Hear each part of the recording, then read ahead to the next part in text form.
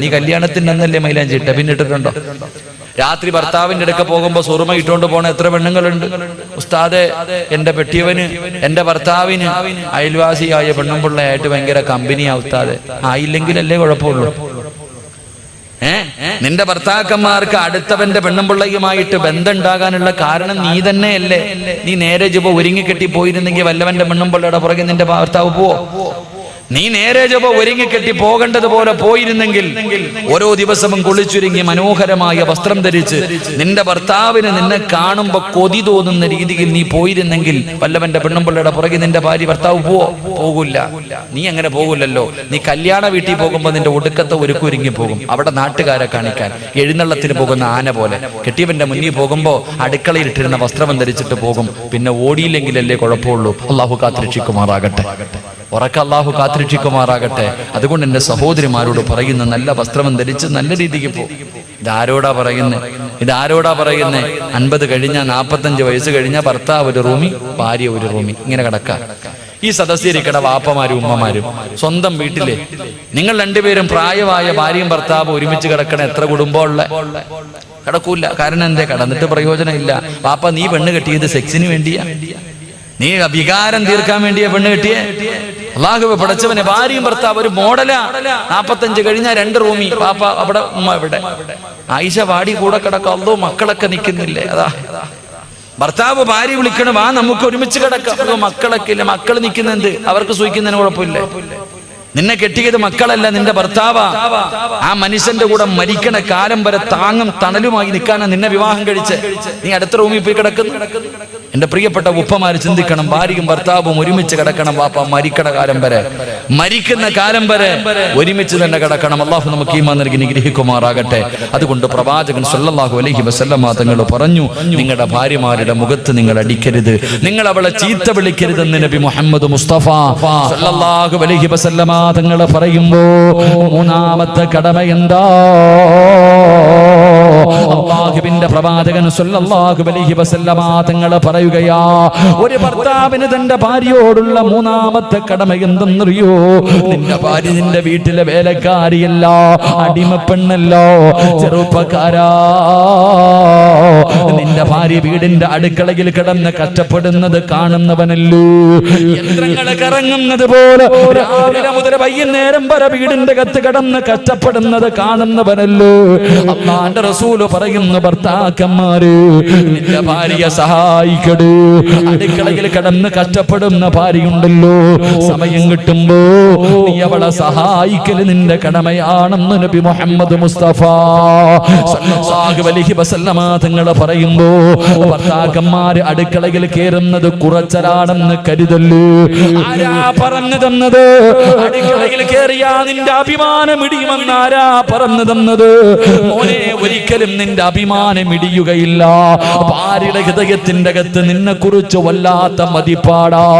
മഹാനായ നബി മുഹമ്മദ് മുസ്തഫ സല്ലല്ലാഹു അലൈഹി വസല്ലമ തങ്ങള് പടച്ചവനെ, പ്രവാചകൻ തന്റെ വീടിന്റെ അകത്തേക്ക് കടന്നു വരുമ്പോ തന്റെ ഭാര്യയായ ആയിഷ ബീബി റളിയല്ലാഹു തആല അൻഹ മാവ് കുഴച്ചുകൊണ്ടിരിക്കുകയാ. കുഴച്ചുകൊണ്ടിരിക്കുന്ന സമയത്ത് ആയിഷ ബീബി അങ്ങ് ഉറങ്ങിപ്പോയി. പ്രവാചകൻ വീടിന്റെ അകത്ത് വിശന്നുകൊണ്ട് ഓടി വരുമ്പോ കാണുന്ന കാഴ്ച എന്തെന്നറിയുവോ? ആയിഷ ബീവി ഇരുന്ന് ഉറങ്ങുകയാണ്. ഭക്ഷണം ഉണ്ടാക്കിയിട്ടില്ല. പ്രവാചകൻ എന്തേ ചെയ്തതെന്നറിയുവോ? ഉറങ്ങുന്ന ആയിഷ ബീവിയെ ഉണർത്തിയില്ല. മിണ്ടാതെ ചെന്നിട്ട് മാവിന്റെ പാത്രം അങ്ങെടുക്കുകയാ. അടുത്ത് ചെന്നിട്ട് അതാ മാവിന്റെ പാത്രം അങ്ങെടുക്കുകയാണ്. കൊണ്ടുപോയിട്ട് പ്രവാചകന് ഭക്ഷണം ഉണ്ടാക്കുകയാണ്. അവസാനം ഉറങ്ങുന്ന ഭാര്യയുടെ മുന്നിൽ ഭക്ഷണം കൊണ്ടുവച്ചിട്ട് പ്രവാചകൻ ഇങ്ങനെ കാത്തിരിക്കുകയാ. പക്ഷേ ആയിഷ ബീവി ഉണരുന്നില്ല. അവസാനം അല്ലാഹുവിന്റെ റസൂല് വിളിച്ചു, ആയിഷ എഴുന്നേക്ക്, ആയിഷ ഭക്ഷണം കഴിക്കുക, ആയിഷ. യാ റസൂലല്ലാഹ്, എന്തേ നബിയേ എന്നെ വിളിക്കാഞ്ഞത്? ഞാൻ ക്ഷീണം കാരണം ഉറങ്ങിപ്പോയതാ. അല്ലാഹുവിന്റെ റസൂല് പറഞ്ഞു, ആയിഷ എല്ലാ ദിവസവും ഭക്ഷണം ഉണ്ടാക്കുന്നത് നീയല്ലേ, ഇന്ന് ഞാൻ ഉണ്ടാക്കാമെന്ന് കരുതി ആയിഷ ചെറുപ്പക്കാരാ, റസൂലുള്ളാഹിനെ കുറിച്ച് ആയിഷ ബീബി പറഞ്ഞത് എന്തെന്നറിയുമോ? എന്റെ ഭർത്താവുണ്ടല്ലോ, ഒട്ടകത്തിന് പുല്ലറുത്ത് കൊടുക്കുമായിരുന്നു, ആടിന്റെ പാല് കറക്കുമായിരുന്നു, എനിക്ക് ഭക്ഷണം വെച്ച് തരുമായിരുന്നു, എന്റെ വീടിന്റെ അകം തൂക്കുമായിരുന്നു, എന്റെ വസ്ത്രം കഴുകുമായിരുന്നു. അല്ലാഹുവേ, എന്റെ വീട്ടിലെ ജോലി മുഴുവനും മഹാനായ നബി മുഹമ്മദ് മുസ്തഫ സല്ലല്ലാഹു അലൈഹി വസല്ലമ തങ്ങൾ ചെയ്യുമായിരുന്നു എന്ന് തന്റെ പ്രിയപ്പെട്ട ഭാര്യ പറയുമ്പോ, ചെറുപ്പക്കാരാ, ഭാര്യ കുത്തുവാക്ക് പറയുന്നവരുണ്ട്, പരിഹസിക്കുന്നവരുണ്ട്, നിനക്ക് ഇതിനകത്ത് എന്ത് ജോലിയാടി എന്ന് പറഞ്ഞ് കളിയാക്കുന്നവരുണ്ട്. ചെറുപ്പക്കാരാ, കണ്ണുള്ളപ്പോൾ അതിന്റെ വേദന നിനക്കറിയില്ലോ. നിന്റെ ഭാര്യ ഇല്ലാതെ വരുമ്പോ അവളൊന്ന് കിടന്നു പോകുമ്പോഴേ നിനക്കതിന്റെ പ്രയാസമാകൂ. പടച്ചവനേ, നിന്നെ കൊണ്ട് കഴിയുമോ രാവിലെ എഴുന്നേറ്റ് ഉറങ്ങുന്ന മക്കളെ വിളിച്ചുണർത്തി മദ്രസയിലേക്ക് പറഞ്ഞു വിടാൻ? തിരിച്ചു വരുമ്പോ അവർക്ക് കഴിക്കാനുള്ള ഭക്ഷണവും എടുത്തിട്ട് ഉച്ചയ്ക്ക് തിന്നാനുള്ള ഭക്ഷണവും തയ്യാറാക്കിയിട്ട് അവരെ കുളിപ്പിച്ച് സ്കൂളിലേക്ക് പറഞ്ഞു വിടാറ്. എന്നിട്ട് സ്വന്തമായിട്ട് കാപ്പി ഉണ്ടാക്കി കഴിക്കോ. ഉച്ചയ്ക്ക് നിന്റെ കൂടപ്പറപ്പുകൾക്കും വീട്ടുകാർക്കും ഭക്ഷണം ഉണ്ടാക്കോ. ഒരു ദിവസം ഒന്ന് ചെയ്തു നോക്ക് ചെറുപ്പക്കാരാ. ഭാര്യയുടെ കയ്യിൽ പിടിച്ചിട്ട് സമ്മതിക്കുമടാ പൊന്നുമോര്. പടച്ചവനെ, എനിക്കും നിങ്ങൾക്കും ഒരു തലവേദന വന്നോ? നമ്മൾ 4 പേരോട് പറയുമല്ലോ, പക്ഷേ നമ്മുടെ പ്രിയപ്പെട്ട ഭാര്യയുണ്ടല്ലോ, എന്ത് വേദനയാണെങ്കിലും പരാതിയില്ല. ചായ വേണമെന്ന് പറഞ്ഞാൽ പടച്ചവനെ വേദനകൾ മുഴുവനും കടിച്ചമർത്തിയിട്ട് അടുക്കളയിൽ കിടന്നു ചെന്നിട്ട് നിനക്ക് ഭക്ഷണം ഉണ്ടാക്കി തരുന്ന നിന്റെ പ്രിയപ്പെട്ട ഭാര്യയുണ്ടല്ലോ. ചെറുപ്പക്കാരാ, അവളെ വേദനിപ്പിക്കല്ലേ പൊന്നുമോന്.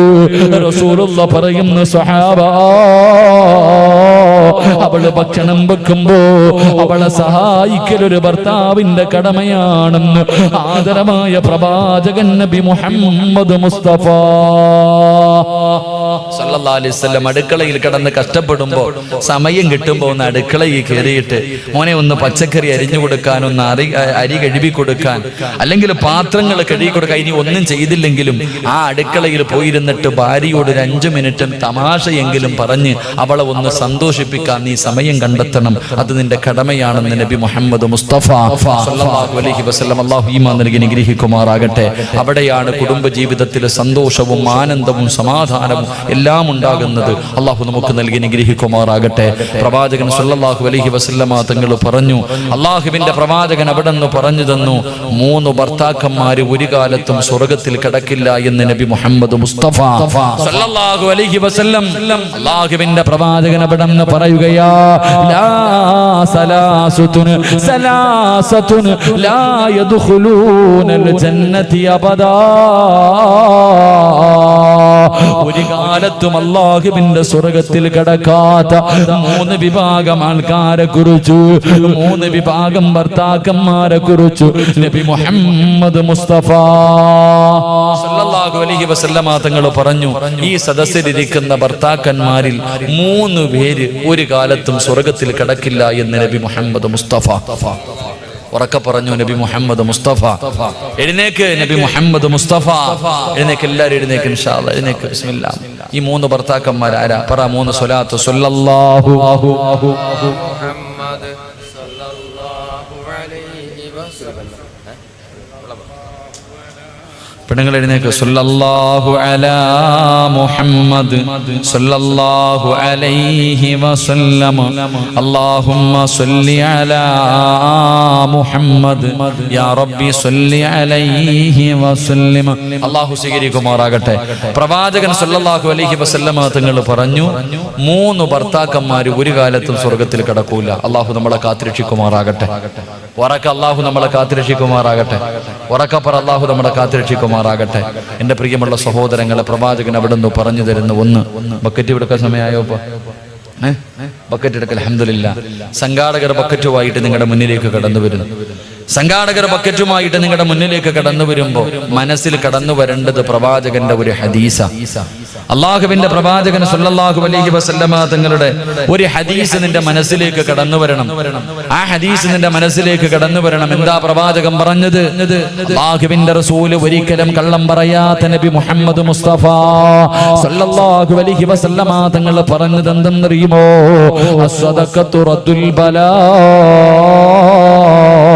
വിപത്തുകളെ സദക്ക തട്ടിമാറ്റുമെന്ന് നബി മുഹമ്മദ് മുസ്തഫ സല്ലല്ലാഹു അലൈഹി വസല്ലമ തങ്ങൾ പറയുമ്പോ ബക്കറ്റുമായി സംഘാടകർ മുന്നിലേക്ക് കടന്നു വരികയാ. എഴുന്നേറ്റ് ഓടേണ്ടവർക്ക് എഴുന്നേറ്റ് ഓടാ, ഉറക്കം നടിക്കുന്നവർക്ക് ഉറക്കം നടിക്കാ, തലതാഴ്ത്തി നിൽക്കുന്നവർക്ക് തലതാഴ്ത്തി നിൽക്കാ. പക്ഷേ മനസ്സറിഞ്ഞുകൊണ്ടൊരു സദക്ക കൊടുത്താ, വാപ്പാ ക്യാൻസർ എന്ന് പറയുന്ന മാരക രോഗത്തിനെ കുറിച്ച് നിനക്കറിയുമല്ലോ.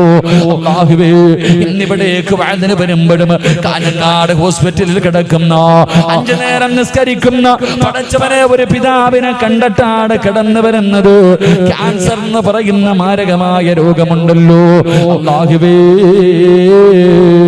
തന്റെ ശരീരം മുഴുവനും അല്ലാഹുവേ പടർന്ന് പന്തലിച്ചിരിക്കുകയാ. പച്ചവെള്ളം പോലും കുടിക്കാൻ കഴിയുന്നില്ല. അല്ലാഹുവേ, ഒരേ ഒരു കിടപ്പാട് ഒന്ന് വളയുക പോലും ചെയ്യുന്നില്ല. പടച്ചവനെ, 2 ആഴ്ചകൾക്ക് മുമ്പ് ഞാൻ ആ പിതാവിനെ കാണാൻ പോയി. ആ സമയത്തും എന്റെ കയ്യിൽ ഇങ്ങനെ പിടിച്ചിട്ട് ഹസ്ബുനല്ലാഹു നിഅമൽ വകീൽ നിഅമൽ മൗലാ വ നിഅമൻ നസീർ, പടച്ചവനെ എന്ന് പറഞ്ഞുകൊണ്ട് എന്റെ കയ്യിൽ പിടിച്ചു ദുആ ചെയ്യണേ എന്ന് പറഞ്ഞ മനുഷ്യരാ. അല്ലാഹുവേ, പച്ചവെള്ളം പോലും ഇറക്കാൻ കഴിയാതെ എപ്പോഴാണെന്നറിയില്ല മരണം ഇങ്ങനെ പടച്ചവനെ പ്രതീക്ഷിച്ചുകൊണ്ട് എല്ലാ മക്കളും തന്റെ പിതാവിന്റെ അവസ്ഥ കണ്ട് കരഞ്ഞുകൊണ്ടിരിക്കുന്ന കാഴ്ച കണ്ടിട്ട് വന്നതാ. മോനെ, അറിഞ്ഞില്ലടാ പൊന്നുമോര്, പടച്ചവനെ നിനക്കറിയുമോ, അങ്ങനെ ഏതെങ്കിലും ഒരു രോഗത്തിന്റെ അണുക്കൾ നിന്റെ ശരീരത്തിലുണ്ടോ എന്ന് നിനക്ക് തിരിച്ചറിയാൻ കഴിയുമോ? സമ്പാദിച്ചത് മുഴുവനും വിറ്റ് ചികിത്സിച്ചാലും മാറാത്ത രോഗങ്ങള്, കിടന്ന കിടപ്പിൽ കിടന്ന് മലമൂത്ര വിസർജനം നടത്തുന്ന രോഗികളെ കാണുന്നവരാ. പടച്ചവനെ, കിഡ്നി തകരുന്ന രോഗം ഇന്ന് വല്ലാതെ പടർന്നുകൊണ്ടിരിക്കുകയാ. പടച്ചവനെ, ഡയാലിസിസ് ചെയ്യുന്ന എത്രയോ രോഗികളെ കാണുന്നവരാ. എന്തേ പെങ്ങളെ ചിന്തിക്കാത്തത്? എന്തേ പെങ്ങളെ ചിന്തിക്കാത്തത്? ഇന്ന് നല്ല കാര്യങ്ങൾക്ക് ചോദിച്ചാ കൊടുക്കാൻ നിന്റെ കയ്യിലില്ലല്ലോ. അവസാനം കിഡ്നി തകർന്നിട്ട് വീടിന്റെ അകത്ത് കിടക്കുമ്പോ 30-40 ലക്ഷം രൂപ കൊടുത്തിട്ട് എനിക്ക് ആരെങ്കിലും കിഡ്നി തരുമോ എന്ന് തെണ്ടുന്നവരെ കാണുന്നവരാ. നല്ല കാര്യങ്ങൾക്ക് ചോദിച്ചാ കൊടുക്കൂല. അവസാനം തകർന്നു കിടക്കുമ്പോ 25 ലക്ഷം തരാ, 30 ലക്ഷം തരാ, ആരെങ്കിലും എനിക്ക് ഒരു കിഡ്നി തരുമോ എന്ന് യാചിക്കുന്നവരെ കാണുന്നവരാ. അല്ലാഹു അങ്ങനെ ഒരു ഗതി നിനക്ക് തരൂല. 25-30 കൊടുക്കണ്ട. നിന്റെ കയ്യിലുള്ളതിൽ പടച്ച റബ്ബ് തന്നതിൽ നിന്ന് ഒരൽപ്പം കൊടുത്താ അസ്സദഖത്തു റദ്ദുൽ ബലാ. അങ്ങനെ ഒരു ഗതി അല്ലാഹു നിനക്ക് തരില്ലെന്ന് നബി മുഹമ്മദ് മുസ്തഫ സല്ലല്ലാഹു അലൈഹി വസല്ലമ തങ്ങൾ പറയുമ്പോ, കരുണക്കടലായ അല്ലാഹ്, പാവപ്പെട്ടവരെ സഹായിക്കുന്നവരാ തമ്പുരാറ്. ഒരു നേരത്തെ അന്നത്തിന് വകയില്ലാത്തവർ, ഒരു നേരം മരുന്ന് വാങ്ങാനില്ലാത്തവർ, കിടക്കാൻ ഒരു കൂരയില്ലാത്ത പാവപ്പെട്ടവരുടെ കണ്ണുനീരപ്പുന്ന മക്കളാ അല്ലാഹ്. ആരെല്ലാം മനസ്സറിഞ്ഞുകൊണ്ടൊരു സദഖ കൊടുക്കുന്നു. ഇവരെ നീ കൈവിടല്ലേ അല്ലാഹ്, ഇവരെ നീ കൈവിടല്ലേ അല്ലാഹ്. ഇവരുടെ ജീവിതത്തിൽ ഖൈറും ബറക്കത്തും ഐശ്വര്യവും നൽകണേ അല്ലാഹ്. ഈ സദഖ അതിനൊരു സബബാക്കണേ റബ്ബേ. അല്ലാഹു സ്വീകരിക്കുമാറാകട്ടെ. മനസ്സറിഞ്ഞിട്ടൊരു സദഖ കൊടുക്ക്. ഇത് കൊടുത്താ നിനക്ക് എന്തെങ്കിലും രോഗം ഉണ്ടെങ്കിൽ അല്ലാഹ് മാറ്റിത്തരും. ഇന്ന് ചിലപ്പോ നീ ഒരു 10 ഇട്ടാ നിന്റെ രോഗം മാറും, ഒരു 50 രൂപ ഇട്ടാ നിന്റെ രോഗം മാറും. പക്ഷെ ഇടൂല, നീ കൈകെട്ടിയിരിക്കും. കിഡ്നി തകർന്നെന്ന് പറയുമ്പോ മാറ്റിവെക്ക 25 എങ്കിൽ 25, വീട് വിറ്റിട്ടാണെങ്കിൽ നീ അതിന് തയ്യാറാകും. നിനക്ക് അല്ലാഹു അങ്ങനെ ഒരു ഗതി തരൂല. അല്ലാഹു നമ്മളെ കാത്തുരക്ഷിക്കുമാറാകട്ടെ. ഉറക്ക അള്ളാഹു നമ്മളെ കാത്തിരക്ഷിക്കുമാറാകട്ടെ. അള്ളാഹുവെ, ആരെല്ലാം മനസ്സറിഞ്ഞുകൊണ്ടൊരു സദഖ കൊടുക്കുന്നു, പടച്ചവൻ ഇവരുടെ ജീവിതത്തിൽ ഖൈറും ബർക്കത്തും ഐശ്വര്യവും നീ നൽകിയതിൽ മുഴുവനിലും ബർക്കത്ത് നീ നൽകി അനുഗ്രഹിക്കണേ തമ്പുരാനെ. അള്ളാഹു നമുക്ക് ബർക്കത്ത് നൽകുമാറാകട്ടെ. അള്ളാഹു നമുക്ക് ബർക്കത്ത് നൽകുമാറാകട്ടെ. പ്രവാചകൻ സല്ലല്ലാഹു അലൈഹി വസല്ലമ തങ്ങൾ പറഞ്ഞു, നാല് കാര്യങ്ങൾ ആരെങ്കിലും തന്റെ ജീവിതത്തിൽ സൂക്ഷിച്ചാൽ ഒരു കാലത്തും അള്ളാഹു അവന് ദാരിദ്ര്യം കൊടുക്കില്ല എന്ന് നബി മുഹമ്മദ് മുസ്തഫ. ഉറക്കെ നബി മുഹമ്മദ് മുസ്തഫ. ഒന്ന്, എന്റെ പ്രിയപ്പെട്ട സഹോദരങ്ങളെ, ആരെങ്കിലും സുബഹിക്ക് ബാങ്ക് വിളിക്കുന്നതിന് മുമ്പേ എഴുന്നേറ്റാൽ അള്ളാഹു ഒരു കാലത്തും അവന് ദാരിദ്ര്യം കൊടുക്കില്ല എന്ന് നബി മുഹമ്മദ് മുസ്തഫ. ഒന്ന് സുബഹിക്ക് തന്നെ എഴുന്നേക്കണില്ല ഉസ്താദെ, പിന്നല്ലേ സുബഹിക്ക് മുമ്പ്? സുബഹിക്ക് എഴുന്നേക്കുന്നവനല്ലേ ഇതൊക്കെ? ആരെങ്കിലും സുബഹിക്ക് അസ്സലാത്തു ഖൈറും മിനന്നൗം, അള്ളാന്റെ പള്ളിയിൽ നിന്ന് സുബഹി ബാങ്ക് വിളിക്കുന്നതിന് മുമ്പ് ഏതെങ്കിലും ഒരു മനുഷ്യൻ നിത്യമായി എഴുന്നേൽക്കുന്നുണ്ടെങ്കിൽ അള്ളാഹു ഒരു കാലത്തും നിനക്ക് ദാരിദ്ര്യം തരില്ല എന്ന് നബി മുഹമ്മദ് മുസ്തഫ. ഉറക്കെ പറഞ്ഞു നബി മുഹമ്മദ് മുസ്തഫ. ഒക്കെ പറ നബി മുഹമ്മദ് മുസ്തഫ. ഇല്ലെങ്കിൽ ഇവിടെ നിന്ന് അള്ളാന്റെ ശാപം വാങ്ങി നീ നശിച്ചു പോകും. അള്ളാഹു കാത്തിരക്ഷിക്കുമാറാകട്ടെ. ഒരു മനുഷ്യന്റെ മുന്നിൽ പ്രവാചകന്റെ പേര് പറഞ്ഞിട്ട് സലാത്ത് പറഞ്ഞില്ലെങ്കിൽ അവന് ശാപം കിട്ടുമെന്ന് നബി മുഹമ്മദ് മുസ്തഫ സല്ലല്ലാഹു അലൈഹി വസല്ലം. അപ്പോ സുബഹിക്ക് മുമ്പേ എഴുന്നേക്കണം. എഴുന്നേറ്റ എന്താ? തഹജ്ജുദ് നിസ്കരിക്കുക. അൽഹംദുലില്ലാ, സുബഹിക്ക് മുമ്പേ എഴുന്നേക്കുക. രണ്ട് ബാങ്ക് വിളിക്കുന്നതിന് മുമ്പേ, വഖത്ത് എത്തുന്നതിന് മുമ്പേ wudu. ബാങ്ക് വിളിക്കുന്നതിന് മുമ്പേ wudu എന്ന് പറഞ്ഞാൽ സുബഹിക്ക് മുമ്പേ എഴുന്നേറ്റു, ബാങ്ക് വിളിക്കുന്നതിന് മുമ്പ് wudu. ആരെങ്കിലും വഖത്ത് എത്തുന്നതിന് മുമ്പ് നിത്യമായിട്ട് wudu അള്ളാഹു അവന് ദാരിദ്ര്യം കൊടുക്കില്ല എന്ന് നബി മുഹമ്മദ് മുസ്തഫ. മൂന്ന് എന്റെ പ്രിയപ്പെട്ടവരെ, സുബഹിക്ക് മുമ്പേ എഴുന്നേറ്റു, ഒളുവെടുത്തു, ബാങ്ക് വിളിക്കുന്നതിന് മുമ്പേ ഒളുവെടുത്തു. എന്നിട്ട് ബാങ്ക് വിളിക്കുന്നതിന് മുമ്പ് പള്ളിക്കകത്ത് കയറിയാൽ, ബാങ്ക് വിളിക്കുന്നതിന് മുമ്പ് നിസ്കാര പായിൽ കയറിയിരുന്ന അള്ളാഹു ഒരു കാലത്തും നിനക്ക് ദാരിദ്ര്യം തരില്ല എന്ന് നബി മുഹമ്മദ് മുസ്തഫ സല്ലല്ലാഹു അലൈഹി വസല്ലം. മൂന്നാമത്തെ കാര്യം, ഒളുവെടുത്തിട്ട് ബാങ്ക് വിളിക്കുന്നതിന് മുമ്പേ പള്ളിക്കകത്ത് കയറൂലല്ലോ. ഇക്കാമത്ത് കൊടുത്താൽ കയറൂലല്ലോ. പള്ളിക്കകത്ത് ഇക്കാമത്ത് കൊടുത്ത് ഇമാമ കൈകെട്ടിയാലും പുറത്തുനിന്ന് ചർച്ചയാ. അങ്ങനത്തെ കാലഘട്ടമാണ്. പെങ്ങളെ, ബാങ്ക് വിളിക്കുന്നതിന് മുമ്പേ, സുബഹിക്ക് മുമ്പേ എഴുന്നേറ്റു, ഒളുവെടുത്തു, ബാങ്ക് വിളിക്കുന്നതിന് മുമ്പേ നീ മുസല്ലയിൽ കയറിയിരിക്കുക. അള്ളാഹു നിനക്ക് ദാരിദ്ര്യം തരില്ല എന്ന് നബി മുഹമ്മദ് മുസ്തഫ. നാലാമത്തെ കാര്യം, വിത്ർ നമസ്കാരം കഴിഞ്ഞാൽ പിന്നെ ആവശ്യമില്ലാത്ത കാര്യങ്ങൾ സംസാരിക്കാതിരിക്കുക. വിത്തർ നമസ്കാരത്തിന് ശേഷം പിന്നെ ആവശ്യമില്ലാത്ത സംസാരങ്ങൾ ഒഴിവാക്കിയാൽ അള്ളാഹു നിനക്ക് ദാരിദ്ര്യം തരില്ല എന്ന് നബി മുഹമ്മദ് മുസ്തഫ. അതെങ്ങനെ? ഇശാ നമസ്കാരം കഴിഞ്ഞിട്ടല്ലേ പച്ചയിറച്ചി ഇങ്ങനെ റോഡിൽ നിന്നിട്ട്, പള്ളിയുടെ മുന്നിൽ നിന്നിട്ട്, എടാ വീട്ടിൽ പോകുന്നതിന് മുമ്പേ അന്ന് കിട്ടിയ ചെയ്ത അമല് മുഴുവനും നാട്ടുകാർക്ക് കൊടുത്തിട്ടേ പോകത്തുള്ളൂ. അപ്പോഴല്ലേ വീടിന്റെ അകത്ത് കയറി ഭക്ഷണവും കഴിച്ച് കയറി ഇരുന്നിട്ട് ടവർ കത്തിക്കുന്നത് മൊബൈലിലൂടെ. അള്ളാഹു അല്ലേ, അപ്പോഴല്ലേ കാമുകനെ വിളിക്കുന്ന സമയം, അപ്പോഴല്ലേ. അള്ളാഹു കാത്തിരക്ഷിക്കുമാറാകട്ടെ.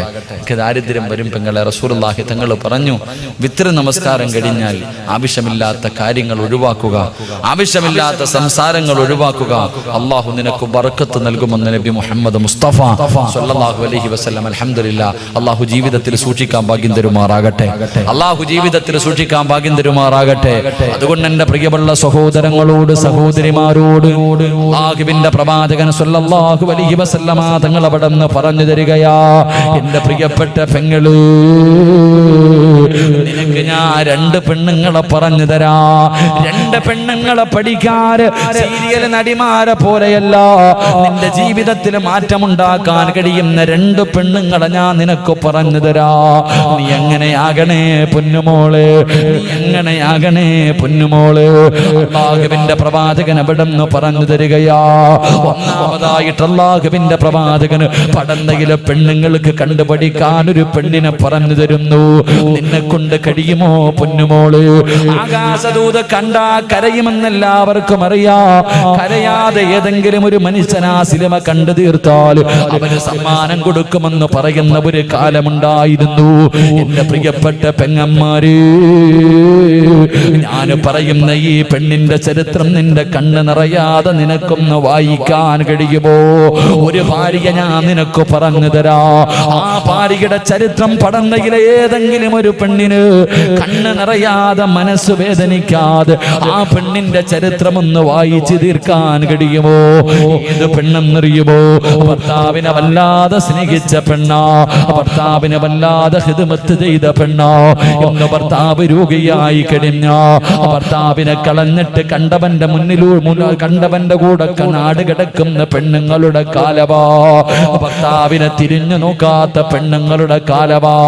ഭർത്താവിനെ കുത്തുവാക്കും പരിഹാസവും പറയുന്ന പെണ്ണുങ്ങളുടെ കാലവാ. എന്റെ പ്രിയപ്പെട്ട പെങ്ങള്, നീ വായിച്ചു നോക്കണ്ട ചരിത്രം ആരുടെ ചരിത്രമെന്നറിയോ? മഹ്ദി റഹ്മത്ത് ബീബി റളിയല്ലാഹു തആല അൻഹാ. റഹ്മത്ത് ബീബി എന്ന് പറയുന്ന ഒരു പെണ്ണുണ്ട്. അല്ലാഹുവേ, ആരുടെ ഭാര്യയാണെന്നറിയുമോ? മഹാനായ അയ്യൂബ് നബി അലൈഹിസ്സലാം. അയ്യൂബ് നബി അലൈഹിസ്സലാമിന്റെ പ്രിയപ്പെട്ട ഭാര്യയായ റഹ്മത്ത് ബീബി റളിയല്ലാഹു തആല അൻഹയുടെ ചരിത്രമൊന്ന് വായിച്ചു നോക്കണം പെങ്ങള്. പടച്ചവരെ, ആ റഹ്മത്ത് ബീബി ആരെന്നറിയുമോ? അല്ലാഹു സുബ്ഹാനഹു വ തആല അയ്യൂബ് നബി അലൈഹിസ്സലാമിന് അല്ലാഹു ഒരു പരീക്ഷണം കൊടുത്തു. ലോകത്ത് ഒരു മനുഷ്യനും കൊടുക്കാത്ത ഒരു രോഗമാണ് അല്ലാഹു കൊടുത്തത്. റബ്ബേ, ശരീരം മുഴുവനും ഇങ്ങനെ പൊട്ടി ഒലിക്കുകയാണ്, വല്ലാത്ത ദുർഗന്ധമാണ്. പടച്ചവനെ, അവസാനം ജനങ്ങൾ രോഗം പടരുമെന്ന് പറഞ്ഞിട്ട് അയ്യൂബ് നബി ആട്ടി ഓടിക്കുകയാ. 81 വർഷക്കാലം ജനിച്ചു വളർന്ന നാട്ടിൽ നിന്ന് നാട്ടുകാരും കുടുംബക്കാരും ഒരു ജനത മുഴുവനും അയ്യൂബ് നബി ആട്ടി ഇറക്കുമ്പോ നടക്കാൻ കഴിയാതെ വേച്ച് വേച്ച് നടന്നു പോകുന്ന അയ്യൂബ് നബി അലൈഹിസ്സലാം ഓടി വന്ന് കയ്യിൽ പിടിച്ചിട്ട് റഹ്മത്തെന്ന് പറയുന്ന ഭാര്യ അവിടെന്ന് പറഞ്ഞു, നബിയേ, അവസാനം വരെ ഞാൻ കൂടെയുണ്ട് നബിയേ. ആര് കൈയൊടിഞ്ഞാലും ഞാൻ കൂടെയുണ്ട് നബിയേ. അയ്യൂബ് നബി അലൈഹിസ്സലാമിന്റെ കയ്യിൽ പിടിച്ചുകൊണ്ട് റഹ്മത്ത് ബീബി റളിയല്ലാഹു തആല നടക്കുകയാ. പെങ്ങളെ, ഒരാളും അയ്യൂബ് നബിയുടെ അടുത്ത് വരുന്നില്ല. കാരണം വല്ലാത്ത ദുർഗന്ധമാണ്, നടക്കാൻ കഴിയുന്നില്ലോ. അയ്യൂബ് നബിയുടെ മാംസങ്ങൾ ഇങ്ങനെ ഇളകി താഴെ വീഴുകയാ, എല്ലുകൾ വെളിയിൽ കാണുകയാ. പടച്ചവനെ, റഹ്മത്ത് ബീബി ചെയ്തതെന്തെന്നറിയോ?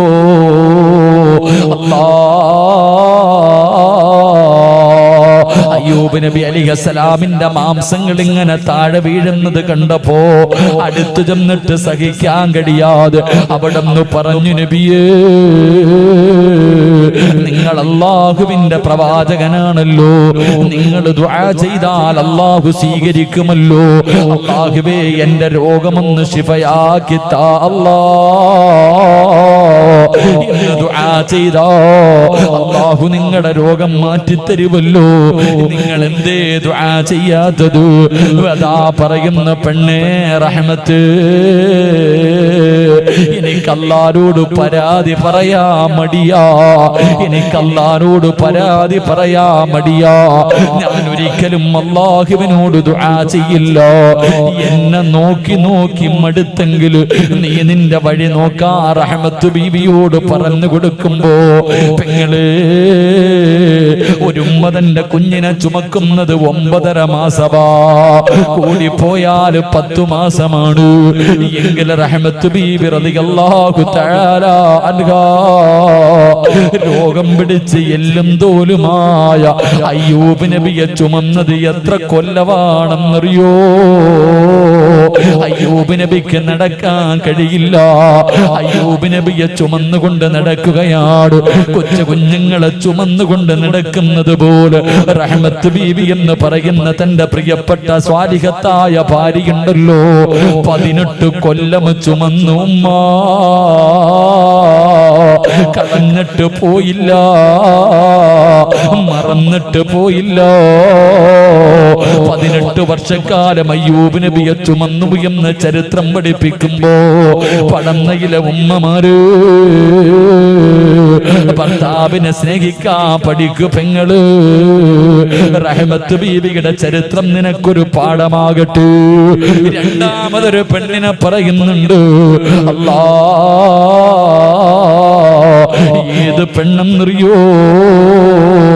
റസൂലുള്ളാഹിന് 11 ഭാര്യമാരുണ്ടായിരുന്നു. പക്ഷേ 63-ാമത്തെ വയസ്സിൽ വഫാത്താകുന്നത് വരെ ഒരു ഭാര്യയുടെ പേര് പറഞ്ഞ റസൂലുള്ള കരയുമായിരുന്നു പെങ്ങള്. ഏത് ഭാര്യയുടെ പേരെന്നറിയോ? മഹ്ദി ഖദീജ. ഖദീജ ബീബി റളിയല്ലാഹു തആല അൻഹയുടെ പേര് പറഞ്ഞോ പ്രവാചകന്റെ കണ്ണിങ്ങനെ നിറഞ്ഞു ഒഴുകുമായിരുന്നു. കാരണം വല്ലാത്ത സ്നേഹമായിരുന്നു. എന്തു പറഞ്ഞാലും ഖദീജ, എന്തു പറഞ്ഞാലും ഖദീജ തന്റെ മറ്റുള്ള ഭാര്യമാരോട് പറയുമായിരുന്നു, എന്റെ ഖദീജയെ പോലെയാകണം. എന്റെ ഖദീജ എങ്ങനെയായിരുന്നു? എപ്പോഴും ഖദീജാനെ കുറിച്ച് പറയുന്നത് കേട്ടപ്പോ മഹ്ദി ആയിഷ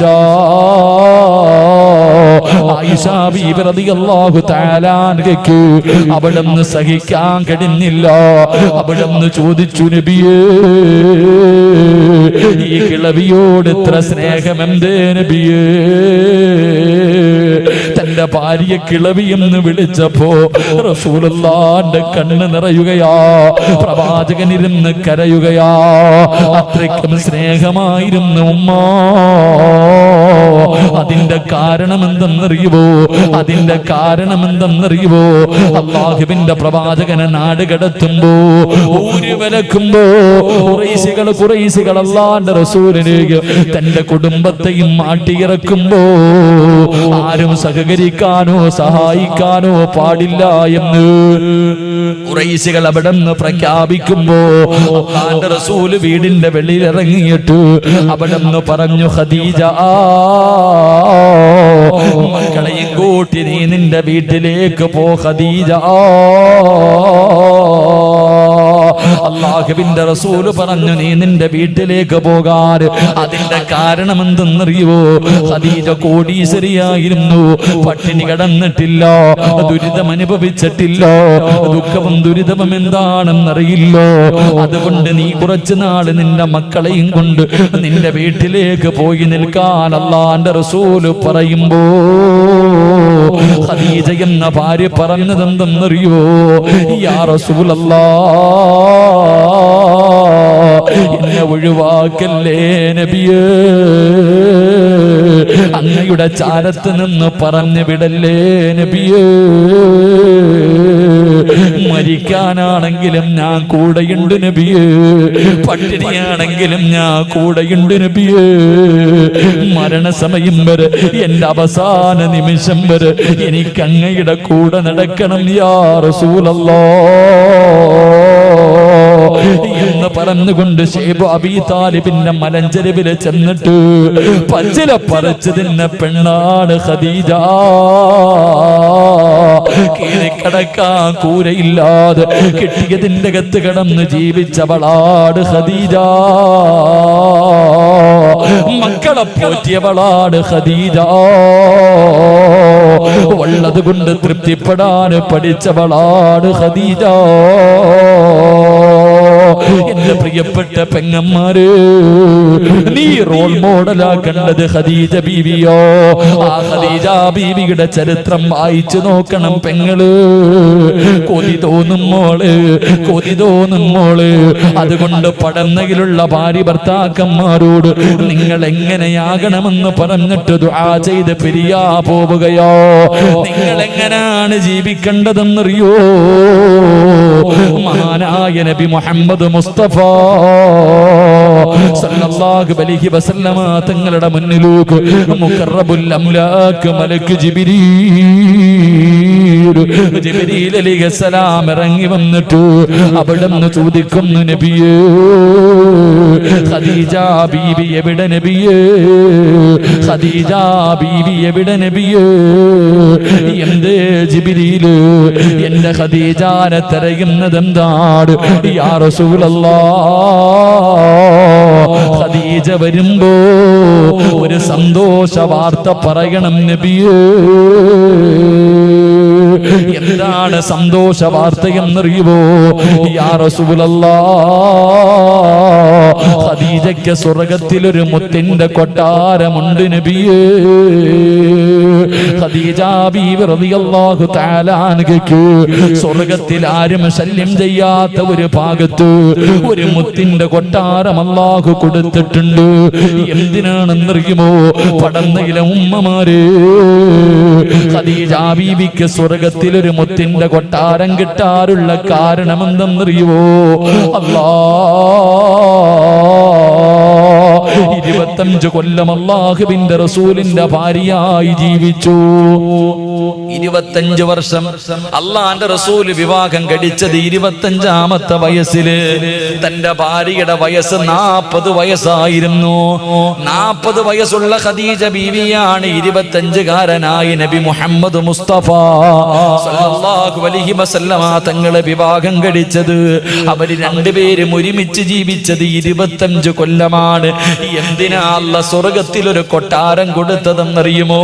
അതും വെറും കൊട്ടാരമല്ല, സ്വർഗ്ഗത്തിന്റെ ഒരു ഭാഗത്ത് അല്ലാഹുവേ ഒരു മുത്തുകൊണ്ടുണ്ടാക്കിയ ഒരു കൊട്ടാരം അല്ലാഹു കൊടുത്തു. എന്തിനാ? പടന്നയിലെ പെങ്ങളെ, ഭർത്താവിന്റെ മുന്നിൽ ശബ്ദമുയർത്താത്തതിനാ. 25 കൊല്ലം അല്ലാഹുവിന്റെ റസൂലിന്റെ കൂടെ ജീവിച്ചിട്ട് ഒരിക്കൽ പോലും പ്രവാചകന്റെ മുന്നിൽ ശബ്ദമുയർത്തി സംസാരിച്ചിട്ടില്ല മഹദി ഖദീജ. അതിന് അല്ലാഹു കൊടുത്ത പ്രതിഫലമാണെന്ന് നബി മുഹമ്മദ് മുസ്തഫ സല്ലല്ലാഹു അലൈഹി വസല്ലമ തങ്ങൾ പറഞ്ഞു തരുമ്പോ, എന്റെ പ്രിയപ്പെട്ടവരെ, 25 കൊല്ലം രണ്ടുപേരും ജീവിച്ചു. 65 വയസ്സായി. 65 വയസ്സായി ഖദീജ ബീവി റളിയല്ലാഹു തആല അൻഹാ കുളിച്ചൊരുങ്ങിയിട്ട് പുതുവസ്ത്രവും ധരിച്ചിട്ട് 65 വയസ്സുള്ള ഉമ്മ കാത്തിരിക്കുകയാ. ഭർത്താവിന്റെ മണിയറയിൽ നിന്ന് മാറിക്കിടക്കുന്ന പടന്നയിലെ ഉമ്മയ്ക്കത് മനസ്സിലാകൂല.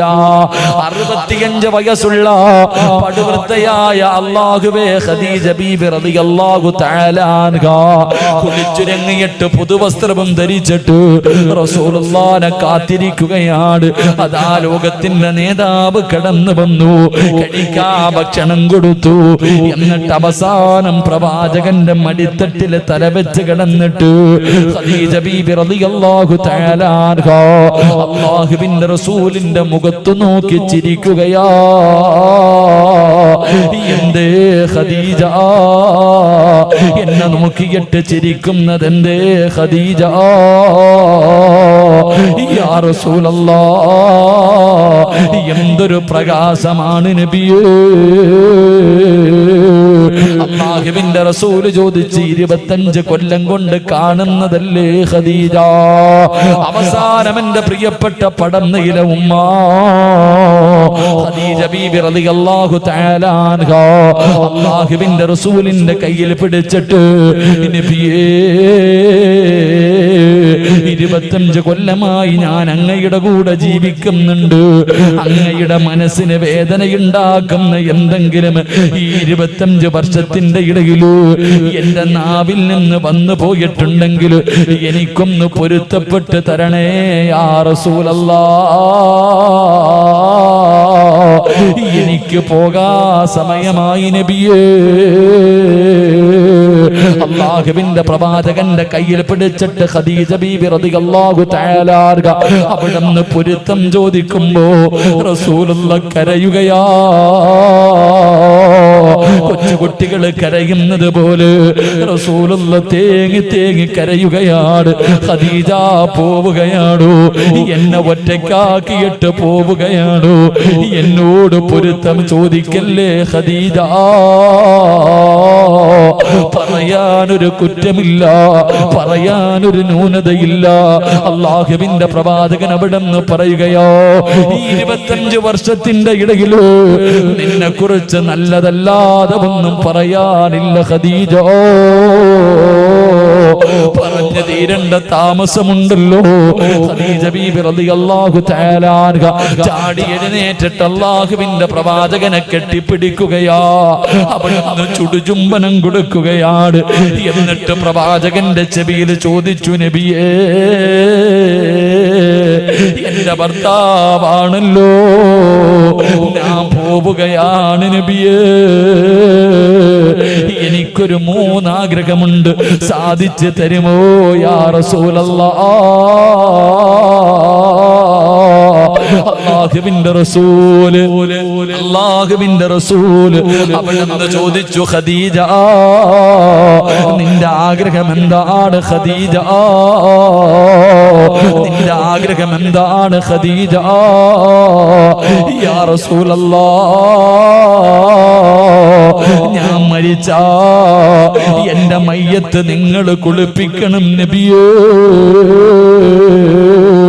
ഒരു ഭാര്യയുടെ അഭിലാഷമോ, ഒരു ഭാര്യ തന്റെ ഭർത്താവിനോട് വസിയത്ത് ചെയ്യുകയാ, ഞാൻ മരിച്ചാ നിങ്ങൾ വേണം എന്റെ മയ്യത്ത് കുളിപ്പിക്കാൻ. 2, യാ റസൂലല്ലാഹ്, എന്റെ മയ്യത്ത് പൊതിയേണ്ടത് നിങ്ങളാണ്. ആ മയ്യത്ത് പൊതിയുന്ന സമയത്ത് അങ്ങ് ധരിക്കുന്ന പുതപ്പുണ്ടല്ലോ, അങ്ങ് പുതയ്ക്കുന്ന പുതപ്പുണ്ടല്ലോ, എന്റെ കഫൻ തുണിക്കകത്ത് വെക്കണേ നബിയേ. 3ാമത്തെ അഭിലാഷം എന്തെന്നറിയോ? 6 അടി മണ്ണിന്റെ അകത്തേക്ക് എന്നെ ഇറക്കി വെക്കേണ്ടത് നിങ്ങളുടെ കൈ കൊണ്ടാണ്. യാ റസൂലല്ലാഹ്, അങ്ങയുടെ കൈ കൊണ്ട് വേണം എന്റെ ജനാസ ഇറക്കി വെക്കാ. പെങ്ങളെ, ലോകത്തോട് ഖദീജ യാത്ര പറഞ്ഞു. മയ്യത്ത് കുളിപ്പിച്ചത് അല്ലാഹുവിന്റെ പ്രവാചകനോ, അവിടുത്തെ ജനാസ കുളിപ്പിച്ചത് അല്ലാഹുവിന്റെ പ്രവാചകനോ. കഫൻ പുതിയ സമയമായപ്പോ എപ്പോഴും ധരിക്കുന്ന പുതപ്പെടുത്തിട്ട് ചുംബനം കൊടുത്തിട്ട് ഖദീജ ബീബിയെ കഫൻ പൊതിയുകയോ. അവസാനം നമസ്കാരം കഴിഞ്ഞു. 6 അടി മണ്ണിന്റെ അകത്ത് ജനാസ ഇറക്കി വെക്കുമ്പോ തന്റെ ഭാര്യയുടെ ജനാസ കൈകൊണ്ട് വാങ്ങി ഖബറിന്റെ അകത്ത് ഇറക്കി വെച്ചിട്ട് അല്ലാഹുവിന്റെ റസൂല് കരയുകയാ. കണ്ണിലൂടെ കണ്ണുനീരിങ്ങനെ ഒഴുകുകയാണ്. അതാ ഖദീജ ബീബി റളിയല്ലാഹു തആല അൻഹയുടെ ഖബറിന്റെ അകത്തിരുന്നിട്ട് പ്രവാചകനെ കരഞ്ഞു എന്ന് ചരിത്രം പറയുമ്പോ, പടന്നയിലെ ഉമ്മമാര്, നീ ഖദീജയെ പോലെ ആകണോ, നീ ഖദീജയെ പോലെ ആകണോ, നീ റഹ്മത്ത് ബീബിയെ പോലെ ആകണോ. എന്റെ പ്രിയപ്പെട്ട സഹോദരാ, ഓരോ രാത്രി കിടക്കുമ്പോഴും നിന്റെ ഭാര്യയോട് പൊരുത്തം ചോദിക്കാതെ കിടക്കല്ലേ. കാരണം ഇന്നലെ കണ്ടവനെ ഇന്ന് കാണാത്ത ദുനിയാവാ. അതുകൊണ്ട് പെങ്ങള്, കുടുംബജീവിതത്തിലെ സമാധാനം വേണോ, സന്തോഷം വേണോ, ആനന്ദമുള്ള ഒരു ജീവിതം വേണോ, പരസ്പരം മനസ്സിലാക്കി അല്ലാഹുവിന്റെ സ്വർഗത്തിന് വേണ്ടി ജീവിക്കു പെങ്ങള്. അല്ലാഹു അതിനുള്ള ഭാഗ്യം നൽകുമാറാകട്ടെ. അതുകൊണ്ട് എന്റെ പ്രിയപ്പെട്ട സഹോദരങ്ങളോട് പറയുന്നു, ഓരോ രാത്രി കിടക്കുമ്പോഴും നീ നിന്റെ ഭാര്യയോട് പൊരുത്തം ചോദിക്കണം. പെങ്ങളെ, ഓരോ രാത്രി നീ നിന്റെ ഭർത്താവിനോട് പൊരുത്തം ചോദിക്കണേക്ക. നിങ്ങളുടെ മനസ്സിന് വേദന ഉണ്ടാക്കണ എന്തെങ്കിലും എന്റെ ഭാഗത്ത് നിന്ന് വന്നു പോയിട്ടുണ്ടെങ്കിൽ പൊരുത്തപ്പെടണേ എന്ന് ചോദിച്ചിട്ട് നീ കിടക്കാവൂ. കാരണം രാവിലെ എഴുന്നേക്കുമെന്ന് ഉറപ്പില്ല. അള്ളാഹു നമ്മളെ കാത്തിരക്ഷിക്കുമാറാകട്ടെ. ഖദീജ ബീബി റളിയല്ലാഹു തആല അൻഹ അവിടുന്ന് പറഞ്ഞു, നബിയെ, 25 കൊല്ലം ജീവിച്ചിട്ട് ഒരിക്കൽ പോലും തന്റെ ഭർത്താവിന്റെ മുന്നിൽ ശബ്ദമുയർത്തി സംസാരിച്ചിട്ടില്ല ഖദീജ ബീബി. നീ ഒന്ന് ചിന്തിച്ചു നോക്കി, നിങ്ങളൊന്ന് ചിന്തിക്ക്. ഭർത്താവിന്റെ മുന്നിൽ നീ എന്തൊക്കെ സംസാരിക്കണ പോയിട്ട് എന്തൊക്കെ പറഞ്ഞിട്ടുണ്ട്. അള്ളാഹു പുറത്തുരുമാറാകട്ടെ, അള്ളാഹു പുറത്തുരുമാറാകട്ടെ. എന്റെ പ്രിയപ്പെട്ട സഹോദരങ്ങളെ, കഴിഞ്ഞ വർഷം നമ്മളെല്ലാവരും ഇവിടെ ഒരുമിച്ച് കൂടി. അൽഹംദുലില്ലാഹ്, നിങ്ങളെല്ലാവരും മനസ്സറിഞ്ഞുകൊണ്ടൊരു സദഖ കൊടുത്തു. ഒരു പാവപ്പെട്ട കുടുംബത്തിന് സാധാരണ വഅദിന നടത്തുന്നത്, പക്ഷെ വഅദൊന്ന് പിന്തിക്കേണ്ടി വന്നപ്പോ ഉസ്താദെ 6 ലക്ഷം രൂപ കടം വന്നാലും കുഴപ്പമില്ല എന്ന് പറഞ്ഞിട്ട് വലത് കൈ കൊണ്ട് കൊടുത്തത് ഇടത് കൈ അറിയാതെ ഈ ഹിദായത്തിന്റെ മക്കള് ഒരു പാവപ്പെട്ട കുടുംബത്തിന് മനോഹരമായി വിടും. അത് കണ്ടവരൊക്കെ പറഞ്ഞു മനോഹരം. അത് കണ്ടവരൊക്കെ പറഞ്ഞു എനിക്കും കാണണമെന്ന് ആഗ്രഹം ഉണ്ടായിരുന്നു, പക്ഷെ പറ്റിയില്ല. അല്ലാഹു സുബ്ഹാനഹു വ തആല നമ്മുടെ സ്വർഗ്ഗം, നമ്മുടെ ഖബർ അല്ലാഹു മനോഹരമാക്കി തരുമാറാകട്ടെ. 6 ലക്ഷം രൂപ കടമുണ്ട്. ഇത് നിങ്ങൾ കൊടുത്താലും കൊടുത്തില്ലെങ്കിലും അവരുടെ കയ്യിൽ നിന്നെങ്കിലും കൊടുത്തിട്ട് അത് വീടും. എന്റെ പ്രിയപ്പെട്ടവരെ, മനോഹരമായ ഒരു വീട് സമ്മാനിച്ചു. അൽഹംദുലില്ലാഹ്. 6 ലക്ഷം രൂപ കടത്തിൽ നിൽക്കുമ്പോഴും ഹിദായത്തിന്റെ മക്കൾ നിങ്ങളുടെ മുന്നിലേക്ക് അവരുടെ ഉമ്മയ്ക്കോ അവരുടെ വാപ്പയ്ക്കോ അവരുടെ ഭാര്യമാർക്കോ കൂടപ്പുറപ്പുകൾക്കോ വേണ്ടിയല്ല, കഷ്ടപ്പെട്ട ഈ നാട്ടിലെ ഒരു പാവത്തിനൊരു കൂര വെച്ച് കൊടുത്തതിന്റെ കടം വീട്ടാൻ ഉസ്താദെ എന്തെങ്കിലും കിട്ടുമെങ്കിൽ ഒന്ന് വാങ്ങിത്തരുക എന്നവർ പറഞ്ഞിട്ടുണ്ട്. നിർബന്ധിത പിരിവിനും അവർ നിർബന്ധിച്ചിട്ടില്ല. എന്റെ പ്രിയപ്പെട്ടവരോട് ഞാനൊരു സദഖ ചോദിക്കുകയാണ്. തരുന്നവർക്ക് തരാം, തരാതിരിക്കുന്നവർക്ക് തരാതിരിക്കാം.